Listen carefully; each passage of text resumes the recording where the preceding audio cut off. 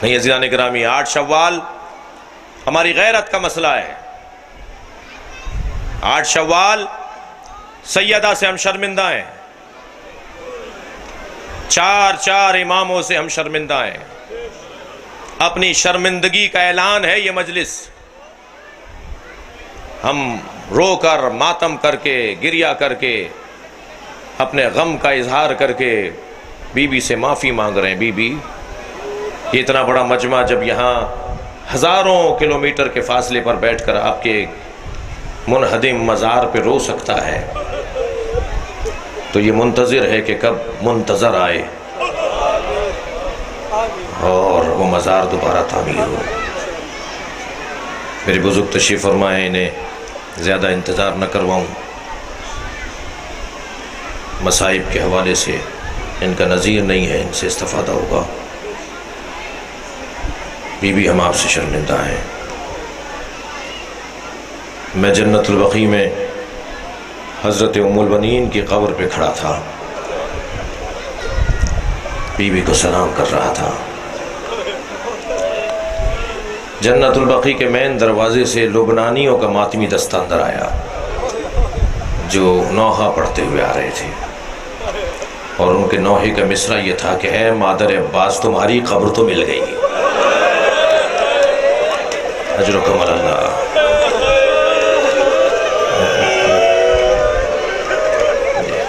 हमें मादर हुसैन की कब्र का पता बताओ, फातिमा ज़हरा कहाँ दफन है?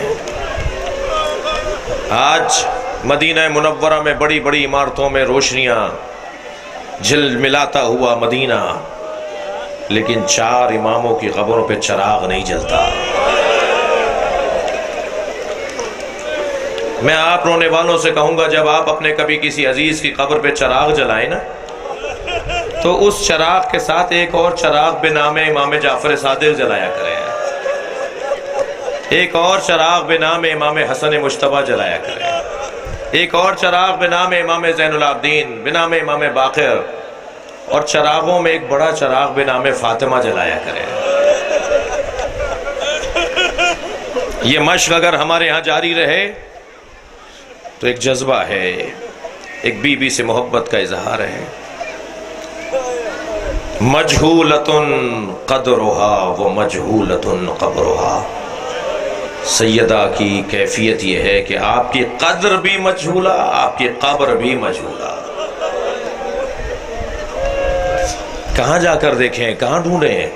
जन्नतुल बक़ी में बीबी को सलाम करें, मेहराब और मिंबर के दरमियान करें, हुजरा पैगंबर पे जाके सलाम करें।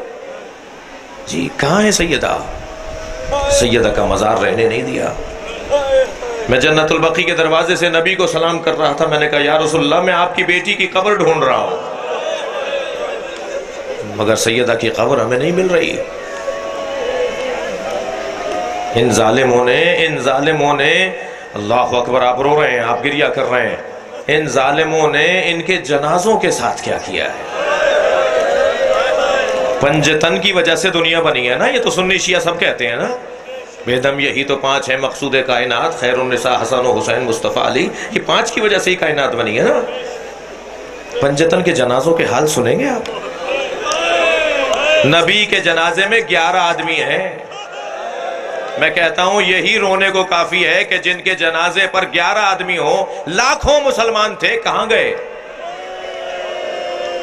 जब मौला अली ने नबी का जनाजा दफना दिया ना, तो उम्मत ने एतराज किया कि अहले बैत ने हमें जनाजे में नहीं बुलाया। इस घराने में दूसरा जनाजा है 95 दिन के बाद जनाबे ज़हरा का। सुनेंगे कितने लोग हैं? 4 आदमी है ज़हरा के जनाजे में। मेरा अगर कोई अजीज मर जाए, हमारा कोई रिश्तेदार मर जाए, तो हमारे अजीज के जनाजे में हजारों लोग शरीक होते हैं। कायनात का असली वजूद, नबी का वजूद, 11 आदमी है। सैयदा कायनात का असली वजूद 4 आदमी है। उम्मत का एतराज हुआ कि हमें जनाजे में अहले बैत नहीं बुलाते। इस घराने का तीसरा जनाजा मौला अली का जनाजा है, 2 आदमी है। अल्लाहु अकबर, मजलूमियत अली तो देखिए। अहले सुन्नत कहते हैं 2 लोगों ने जनाजा उठाया, एक हसन एक हुसैन।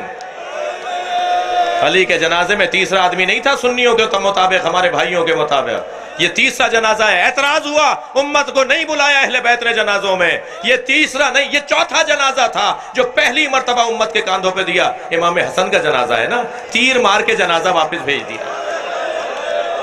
तुम्हें तो बड़ा शौक था जनाजा उठाने का, तुमने तीर मार दिए। और पांचवें जनाजे का हाल सुनेंगे, घोड़े दौड़ा दिए हुसैन पर। बहन पहचान नहीं पाई कि मेरा भाई है।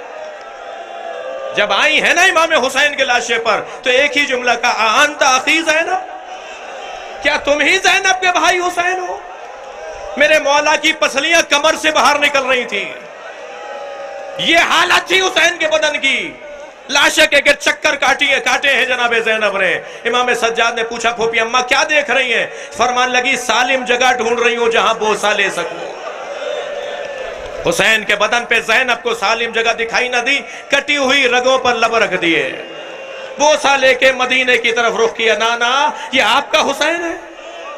आपने गिरिया कर लिया और उसके बाद बैठ गई जनाबे ज़ैनब इमाम हुसैन के बराबर में। इतना रोई कि इमाम सज्जाद को एहसास हुआ कि कहीं फूफी क्या की रूह परवाज न कर जाए। आगे बढ़ के कहा, फूफी अम्मा अंत आलिमतुन गैर मुअल्लिमा, हौसला कीजिए, सब्र कीजिए। फरमाने लगी, ज़ैनुल आबिदीन देख रहे हो मेरे भाई के बदन पे कपड़ा नहीं है। थकेंगे नहीं अज़ादारों, मैं आखिरी जुमले कह रहा हूं। मेरे भाई के बदन पे कपड़ा नहीं है, हुसैन के बदन पे धूप आ गई है, मेरे सर पे चादर नहीं है। ए ज़ैनुल आबिदीन, मैं कमसिन थी, छोटी थी, अपने घर के सहन में सो रही थी। कुछ देर के बाद मेरी आंख खुली तो मैंने देखा सारे सहन में धूप आ गई है, मगर मेरे ऊपर साया है। तो मुझे ताज्जुब हुआ, ये साया कैसा है? जब मैंने पहलू बदल के देखा तो यही भाई था जो चादर पकड़े खड़ा था कि कहीं ज़ैनब पर धूप ना आ जाए। अब बताओ ये ज़ैनब कहां जाए? हुसैन के बदन पर धूप आ गई। अला लअनतुल्लाह अला कौमिल ज़ालिमीन फसयअलमुल